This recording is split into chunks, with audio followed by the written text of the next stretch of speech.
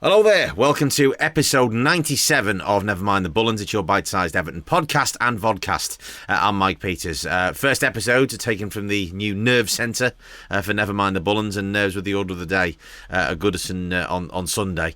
I'm in a new studio, basically is what I'm saying. Purpose-built for me talking into cameras and on the radio and stuff, so it's all very exciting. Anyway, yes, I mean, just an extraordinary sort of afternoon at Goodison. Extraordinary 24 hours, really, if you count back to, 14 or 18 hours maybe. We count back to the fireworks display that took place to supposedly unnerve the Chelsea team who were residing at one of the city's top hotels. But obviously, going into the game with Burnley having won against Norwich, I think we were all really starting to fear the worst.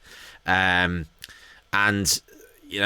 suddenly became a game that we felt we can get a result here. There's no question about it. We probably need a result with a small end to we need a result. As off the back of them winning, you're thinking 5 points behind. Yeah, we've got 2 games behind hand, but when you're at that end of the table, points in the bag are better than games in hand because your form's that bad. There's no guarantee you're going to win those particular games. Frank Lampard rightly acknowledged it afterwards in terms of the fact that the fans were the men, women and children of the match, because it was a Goodison of old. I took my stepson there, who is a Manchester United supporter, but we can't have everything, can we? There, and I said to him, "You will never hear an atmosphere like this at Old Trafford," and he was just absolutely gobsmacked. Totally different, obviously, atmosphere to a game at Old Trafford, totally different stadium to Old Trafford, really. But I said, you've seen Goodison at its best, because it was at its best, and we had to be. Every man, woman, and child of us that were there. I mean, I was sat in the lower Bullens, which is not normally where I reside. As you know, I'm normally sat in the lower Gladys. That's where my season ticket is. But I was in the lower Bullens, in the family seats, as it were. And even that, which is a normally sedate part of the ground, was absolutely bouncing from minute one.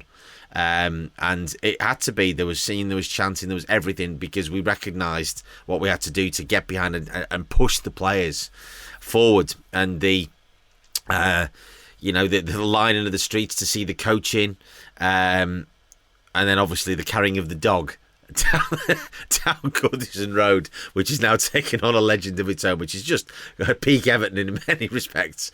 But it's a moment of levity, but a sort of a necessary moment of the passion that the fans obviously we know that we have for the club, and how desperate we are to see us not slip out of the Premier League, and of course the ramifications that would have, which would be absolutely colossal, not least from a financial point of view, but from obviously a personnel point of view as well. This season has been undoubtedly a roller coaster, and this was another day where it reached a crescendo. So the hope now is that with the games going forward, Leicester next week, and the Watford game following, that we don't reach a massive dip again, that we can try and maintain that peak, or loop the loop a little bit and stay up there where we need to be. But the performance, I mean, the match itself, the setup of the team, almost set up to play pretty much like we did at Anfield last week, worked brilliantly to counter-attack and try and absorb that Chelsea pressure, and the discipline that was shown by all 11 players, no matter who the 11 were on the pitch at the time, was absolutely fantastic. It really was, the way they kept their shape, just defended. The energy that was shown by every single player in the team.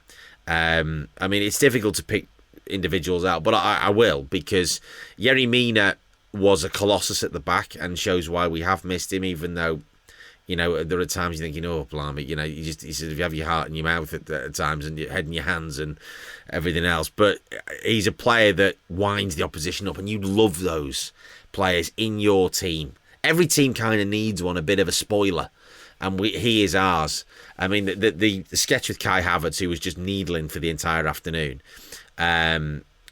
was brilliant when he got shoved over, when he sort of stood towards him and he pushed him over with about 7 minutes to go, was just hilarious. But that typified what he was like, just and let the opposition, the Chelsea players, allowed Yerry Mina to get to them, and that's exactly what he wanted. They played into his hands. I don't think we'll ever get as many decisions from Kevin Friend again. And I think that was to a degree the power of the 39,500 of us that were in the ground. It was amazing.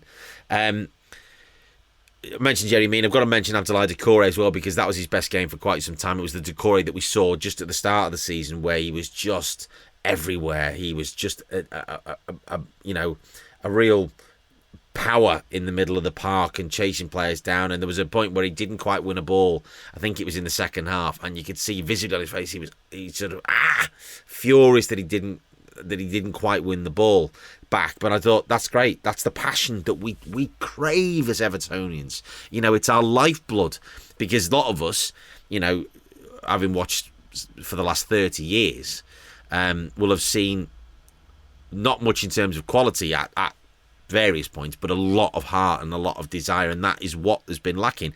Again, I said last week on the last episode that if we performed against Leicester with the same level of intensity that we performed with against Liverpool, then we'd have won that game. We performed with that same level of intensity on Sunday.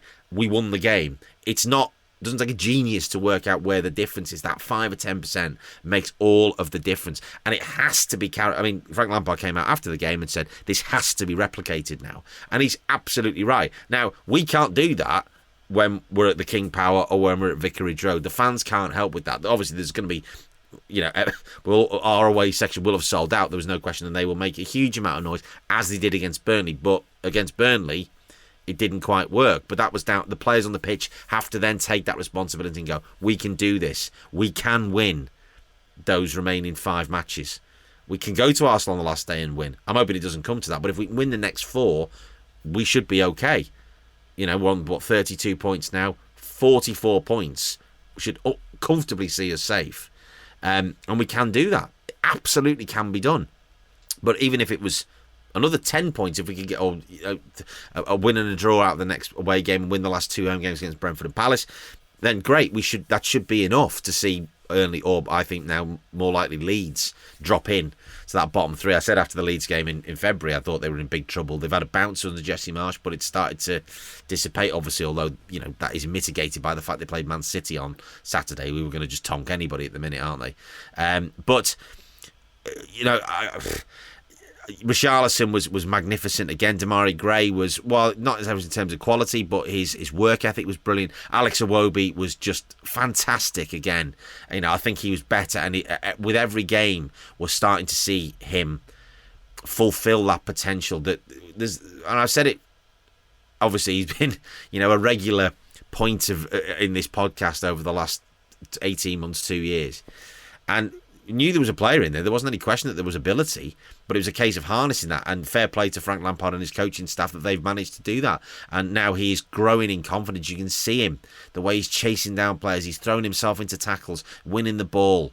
Yeah, we didn't create a huge amount on Sunday, but every one of them worked brilliantly. Vitaly Mykolenko, again, he's been working on what he's doing in terms of getting closer to players. He didn't allow Chelsea players to get round him. Could have scored the goal, probably the goal that his performance deserved. Just panicked slightly in that chance, and we had chances to seal that game, but it was almost written that it wasn't going to be that way. It was going to be nerve jangling, nerve shredding. It needed us right through to that 97th, 98th minute to see that, and then the outpouring at the end was unbelievable. It was fantastic. The singing, it was a joy to hear Goodison like that. And of course, I haven't mentioned Jordan Pickford. My stepson Harry, who was with me, wants to be a goalkeeper, and he loves David De Gea, and he constantly asks me who's better, De Gea or Pickford, and I'm like, well, trying to be typically diplomatic, but on Sunday there was, I think De Gea is an exceptional goalkeeper, but Jordan Pickford on Sunday, the saves he made, I wasn't sure with the Mason Mount one whether it hit both posts or whether he got a touch to it. I don't think he did, but the speed, to get up and make that save, that's a match-winning save. They are, Brian Clough, God rest him, used to say about a goalkeeper will get you 10 points a season. That's why he had Peter Shilton. We had the chance to sign Peter Shilton in the 70s. Billy Bingham didn't do it. We ended up with Di Davis, and that cost us the league title in 1975. So you know, Jordan Pickford has picked us up 2 points there, 3 points possibly. You know, we might have ended up caving and losing the match completely, but we didn't. We won it. And to make then that second save where he takes it full in the fizzog was, you know, that's what goalkeepers have to do. But you know, Garth Crooks, who I'm not one for mentioning too often because I think he's a bit of a twit, to be honest, but he came out and said it was the best save he's seen in 50 years, you know, since Gordon Banks against Pele. Arguable, you know, but it's right up there with what arguably some of the greatest saves that an Everton goalkeeper's ever made. You think about Neville Southall at Hillsborough back in 84-5 when he was Footballer of the Year, and that Mark Falco save that everybody goes on about. Find it on YouTube if you've never seen it. At Tottenham, where he somehow changes direction in midair, which my dad always said about was the greatest save he'd ever seen an Everton goalkeeper make. Well, I think for those of us, I mean, you know, we saw Tim Howard could make great saves in his time, but that quite possibly is the greatest save I will ever see an Everton goalkeeper make. It was just astonishing. So 3 points. It's a clean sheet again. And that's, you know, 2 clean sheets in the last 3 at Goodison. We're starting to get the results. We're looking a little bit more solid. Yerry Mina's got to be nursed through the rest of the season. The good thing from our point of view is that the question he's got to wrestle with is, do we take the risk of playing Yerry Mina next Sunday, next Wednesday against Watford, and then again on the Sunday against Brentford? Can he play 3 games in 7 days? 7 days? Chances are that he can't, so there has to be a bit of managing there. With Ben Godfrey out for the rest of the season, what's the game that we can get the result? Where do we need to get the result? What's more likely? That's something they're going to have to wrestle with. But if we can take that work ethic and that energy and spirit and desire and the way the players were trying to get the crowd to sort of come on, you know, if we can do that for the next 4 or 5 matches, we'll be okay. We're not okay at the moment. We're not out of the woods, but Sunday was a massive marker in terms of performance levels and saying this is what we can do. We did it against City. We didn't get the rewards for it. We sort of did it against Liverpool. We didn't get the rewards for it. You know, we played a lot of energy, didn't take our chances. We sort of did it against United, but not to that extent, and we got the result. We have to carry that forward now, particularly into those 2 away games. We know now that we can get up at home, but it's crucial that we pick up points away from home, because if we don't, we will not survive. That's a given, because I think Burnley will now kick on and probably win at least another 2 of their remaining 4 matches. You know, and Leeds, obviously, looking at the run-ins now, Leeds have probably got the toughest of the 3, are in the sort of dodgiest bit of form. So, you know, it's where we're at. It was a great day, but it will count for nothing if we don't survive at the end of the season. It was Goodison as you know, a nice nostalgic trip, and maybe one of the, you know, the last great days that the old lady has. And you know, it's one that you can pass on, but it's meaningless unless we end up surviving, and that's the crucial thing now. So on we go to Leicester.